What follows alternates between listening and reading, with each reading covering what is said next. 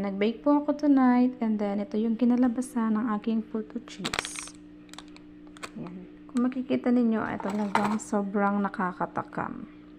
So, hindi siya talaga na-overcook. Ang nangyari kasi ay, binalik ko sa oven, gawa nga ng masakit na pala kanina. Tinusok ko ng toothpick. Ay, hindi pa pala siya okay. Kaya yun, binalik ko sa oven. And then, para sa akin, tama-tama lang yung pagkaluto.